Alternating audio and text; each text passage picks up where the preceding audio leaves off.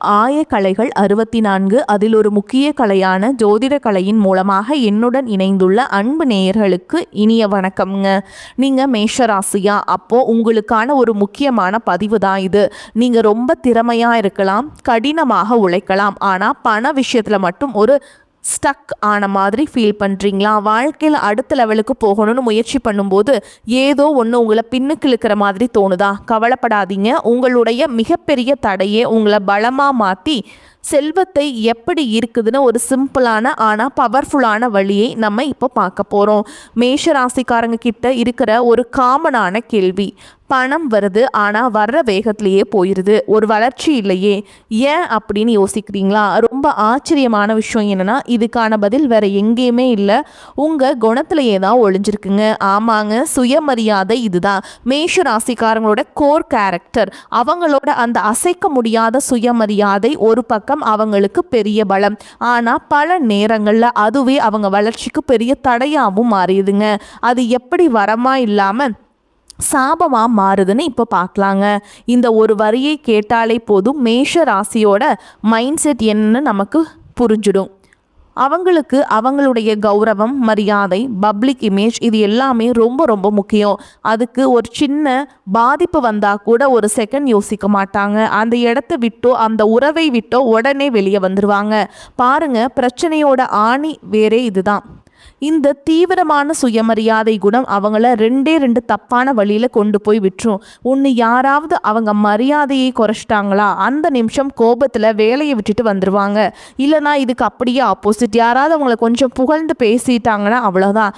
அந்த சின்ன புகழ்ச்சிக்கு மயங்கி அவங்க திறமையை சுரண்டவங்களுக்கு கூட வருஷக்கணக்காக அடிமையாக இருப்பாங்க. யோசிச்சு பாருங்கள், இந்த ரெண்டுமே வளர்ச்சியை தடுக்கிற விஷயங்கள் தானே.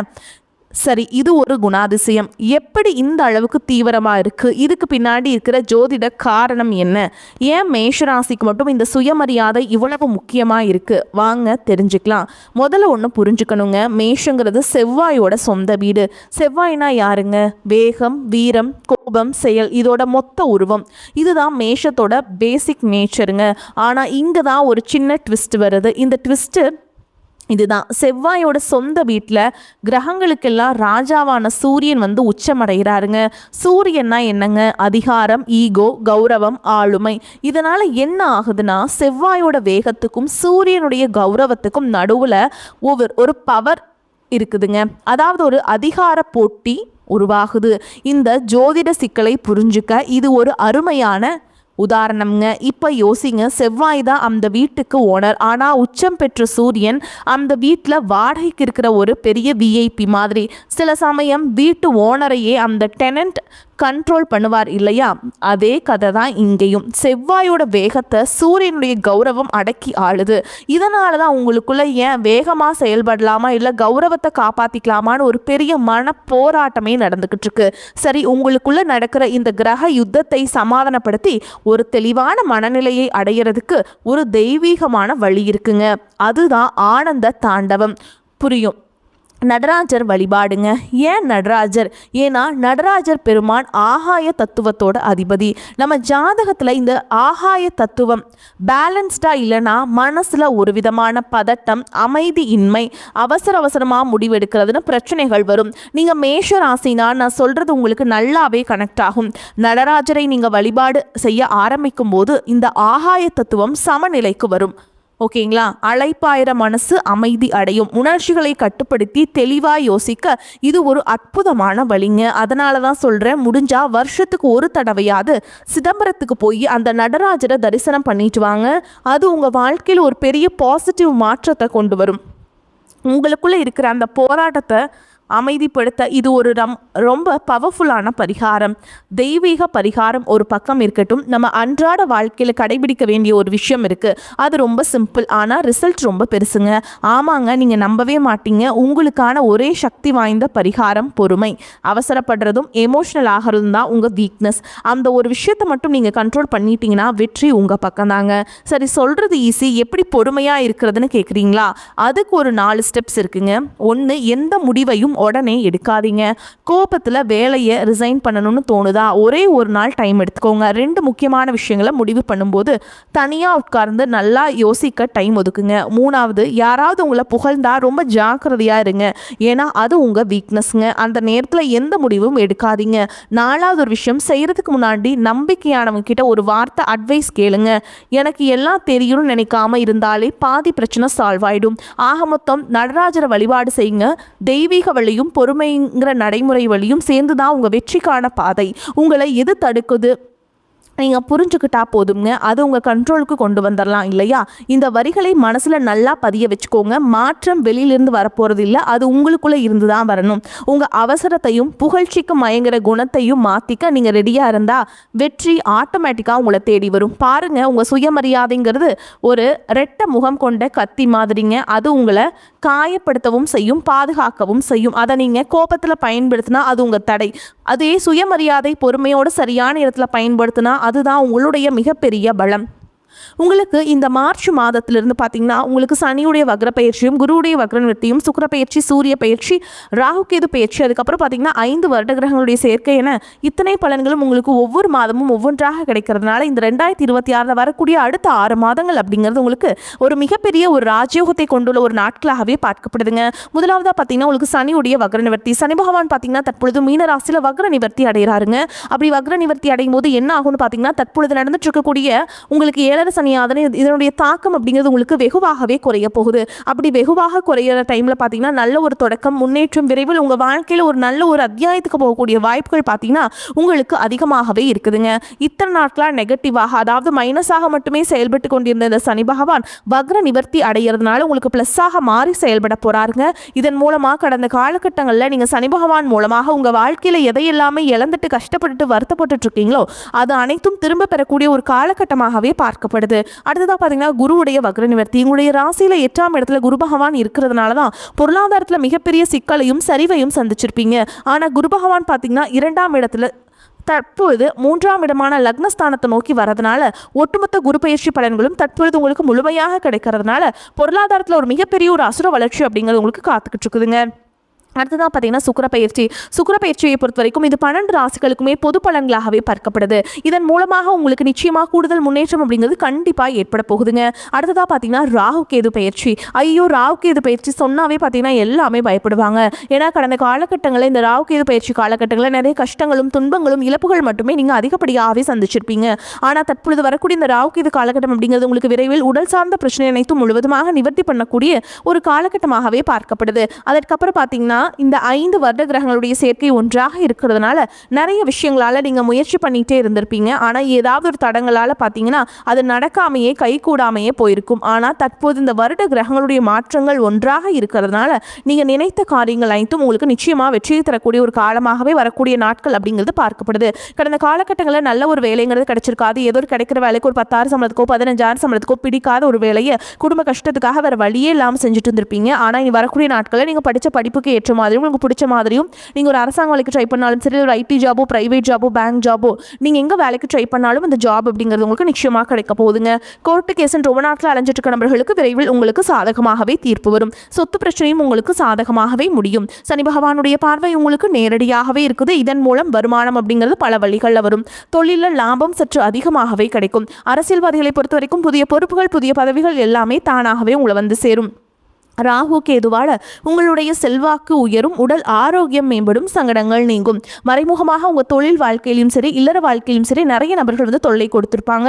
இனி அவங்களுடைய தொந்தரவுங்கிறது முழுவதுமாகவே இருக்காது. கடந்த காலகட்டங்களில் நீங்களும் ஒரு கம்பெனியில் இரவு பகல் பார்க்காம உழைச்சிட்டு இருந்திருப்பீங்க. உங்களுடைய சொந்த கம்பெனியாக நினச்சி வேலை செஞ்சுருப்பீங்க.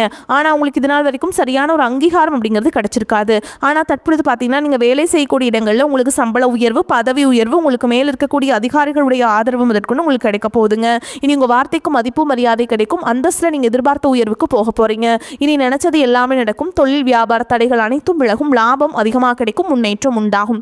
வரவேண்டிய பணம் விரைவில் கைக்கு வந்து சேரும். குடும்பத்தில் நெருக்கடிகள் விலகும். செல்வாக்கு அந்தஸ்து உயரும். வெளிநாட்டு முயற்சிகள் வெற்றியை தரும். தெய்வ சிந்தனை அதிகமாகும். பெரியோருடைய உதவிகள் கிடைக்கும். உறவுகளில் இருந்த சண்டை சச்சரவு முழுவதுமாகவே விலகும். புதிய நண்பர்கள் உங்களுக்கு உதவி செய்வாங்க. தொழிலில் ஏற்பட்ட நெருக்கடிகள் நீங்கும். முடங்கி கிடந்த நிறுவனங்கள் மீண்டும் இயங்கும். வியாபாரத்தில் எதிர்பார்த்த லாபம் கிடைக்கும். புதிய தொழில் தொடங்கக்கூடிய முயற்சிகள் கண்டிப்பாக உங்களுக்கு வெற்றி தரும். கடந்த காலகட்டங்களில் திருமண நிலை அப்படிங்கிறது பார்த்தீங்கன்னா உங்களுக்கு நிறைய பிரச்சனையும் சிக்கலையும் சவால்களையுமே பெரும்பாலும் சந்திச்சிருப்பீங்க. ஆனால் தற்பொழுது பார்த்தீங்கன்னா விரைவில் நீங்கள் திருமண வாழ்க்கைக்குள்ளே அடி எடுத்து வைக்க போகிறீங்க. காதலிப்பவர்களுக்கு இந்த 2026 நிச்சயமாக ஒரு மாற்றத்தையும் வெற்றியையும் தரக்கூடிய ஒரு ஆண்டாகவே வரக்கூடிய மாதங்கள் அப்படிங்கிறது பார்க்கப்படுது. பிரிந்திருக்கக்கூடிய கணவன் மனைவி எல்லாமே பார்த்தீங்கன்னா டிவோர்ஸ்க்காக அப்ளை பண்ணி வெயிட் பண்ணிட்டு இருப்பீங்க. அப்படி இல்லைனா சண்டை போட்டு தனியாக பிரிஞ்சு கூட வாழ்ந்துட்டு இருப்பீங்க. நீங்கள் மீண்டும் ஒரு முறை நேரில் சந்தித்து பேசக்கூடிய வாய்ப்பு கிடைக்கும் பட்சத்தில் கண்டிப்பாக இருவரும் ஒன்றாக இணைந்து வாழ்வீங்க.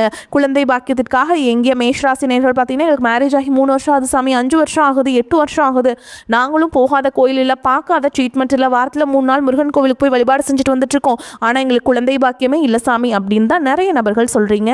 கண்டிப்பாக வரக்கூடிய முதல் 6 மாதங்களுக்குள்ள உங்களுக்கு விரைவில் உடல் சார்ந்த பிரச்சனை அனைத்தும் முழுவதுமாக நிவர்த்தியாகி நிச்சயமாக உங்களுக்கு குழந்தை பாக்கியம் அப்படிங்கிறது கண்டிப்பாக உண்டாகும். இனி வரக்கூடிய நாட்களில் கடினமான காரியத்தையுமே சுலபமாக செஞ்சு முடிச்சிருவீங்க. உங்கள் எளிமையான பேச்சு திறமையால் நீங்கள் அனைவரையுமே கவர்ந்தெழுப்பீங்க. சமூகத்தில் உங்கள் பெயருக்கும் புகழுக்கும் படிப்படியாக முன்னேற்றம் வரப்போகுது. சிலருக்கு படிப்பதற்காகவும் வேலை விஷயமாகவும் தொழில் விஷயமாகவும் வெளியூர் வெளிநாடு போகக்கூடிய வாய்ப்புகள் எல்லாமே கிடைக்க போகுதுங்க. உங்கள் குடும்பத்தில் கடந்த காலகட்டங்களில் எந்த ஒரு சுப நிகழ்ச்சியுமே நடந்திருக்காது. இதை நினச்சி வீட்டில் இருக்கக்கூடிய பெரியவங்க எல்லாமே ரொம்பவே வருத்தப்பட்டு இருந்திருப்பாங்க. ஆனால் இனி வரக்கூடிய நாட்களில் உங்கள் குடும்பத்தில் திருமணம், சீமந்தம், புதிதாக வீடு கட்ட ஆரம்பிப்பீங்க. கிரகப்பிரவேசம் போன்ற சுப நிகழ்ச்சிகள் எல்லாமே நடக்க போகுது. மேஷராசியை பொறுத்த வரைக்கும் நீங்கள் ஆண்களோ பெண்களோ அரசு வேலையோ தனியார் வேலையோ கூலி வேலையோ நீங்கள் எதிர்பாராத வருமானம் அப்படிங்கிறது உங்களுக்கு இரட்டிப்பு மடங்காக கிடைக்க போகுதுங்க. சேமிப்பு அப்படிங்கிறது பல மடங்காக உயரப்போகுது. இதன் மூலமாக கடந்த காலகட்டங்களில் ஏற்பட்ட கடன் பிரச்சனை அனைத்தும் வரக்கூடிய நாட்களும் முழுவதுமாக நிவர்த்தியாக போகுது.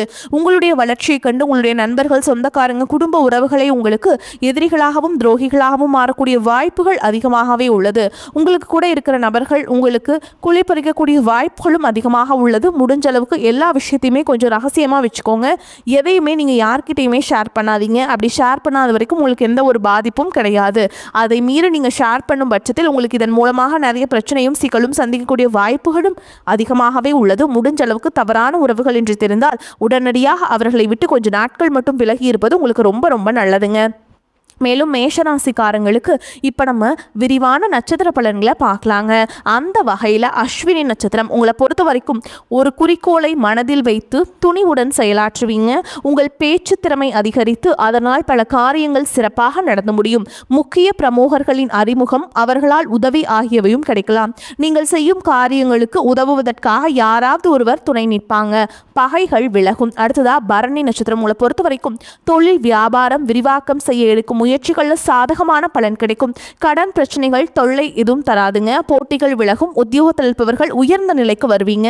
உழைப்புக்கு பலன் கிடைக்கும். உங்கள் மீதான மதிப்பு உயரும். சக தொழிலாளர்களும் நிதானத்தை கடைபிடிப்பது நன்மையை தரும். கோபத்தை குறைத்து தன்மையாக பேசுவதால் காரிய வெற்றி உண்டாகும். எதிர்பாராத செலவுகள் இருக்கும். அடுத்ததா கார்த்திகை நட்சத்திரம் 1ஆம் பாதம் உங்களை பொறுத்த வரைக்கும் குடும்பத்தில் இருந்த பிரச்சனைகள் எதிர்ப்புகள் தீரும். கணவன் மனைவிக்கிடையே அன்பு அதிகரிக்கும். பிள்ளைகள் மூலம் உங்களுக்கு பெருமை உண்டாகும். பெண்கள் சாமர்த்தியமான பேச்சின் மூலம் காரியங்களை வெற்றிகரமாக செய்து முடிப்பீங்க. கடன் பிரச்சனைகள் கட்டுக்குள் இருக்கும். தொழில் தொடர்பாக வீண் அலைச்சல் இருக்கும். புதிய ஒப்பந்தங்களில் கையெழுத்து வீடுவீங்க. உங்களை பொறுத்த வரைக்கும் பரிகாரம் அப்படின்னு பார்த்தோம்னா ஆதி பராசக்தி அணையை வணங்குவது உங்களுக்கு ஏற்றத்தை ஏற்படுத்தி கொடுக்கும். உங்களை பொறுத்த வரைக்கும் அதிர்ஷ்டம் தரக்கூடிய எண்கள்னு பார்த்தீங்கன்னா 1, 5ங்க. இந்த எண்களை அதிகமாக பயன்படுத்துங்க. அதிர்ஷ்டத்தை அதிக அளவில் ஈர்த்து கொடுக்கும். அதே மாதிரி உங்களுக்கு அதிர்ஷ்டமான கிழமைகள் அப்படின்னு பார்த்தீங்கன்னா திங்கள், வெள்ளிங்க. இந்த நாட்களை சுபகாரியங்கள் செய்ய பயன்படுத்திக்கோங்க. நன்மைகளை கொண்டு முடியும். சந்திராஷ்டமம் தினங்களில் எங்கும் கவனம், எதிலும் கவனம். குறிப்பாக நாவடக்கம் ரொம்ப முக்கியங்க. எந்த செயலையுமே நீங்கள் அன்றைக்கி முடிவு பண்ணக்கூடாது. முடிவு பண்ணால் கட்டாயமாக அது தப்பாக தான் போய் முடியும். ஓகேங்களா? அதனால் இந்த சந்திராஷ்டமம் தினங்கள் ரொம்ப நீங்கள் எச்சரிக்கையாக கவனமாக செயல்பட்டீங்க அப்படின்னா போதுங்க. அதே மாதிரி வாய்ப்புகள் உங்களுக்கு ஒரு முறை தான் கதவை தட்டும். இப்போ அதுக்கான நேரம் வந்துருச்சுங்க. அதனால் வாய்ப்புகளை கரெக்டாக பயன்படுத்திக்கோங்க, தவற விட்டுறாதீங்க.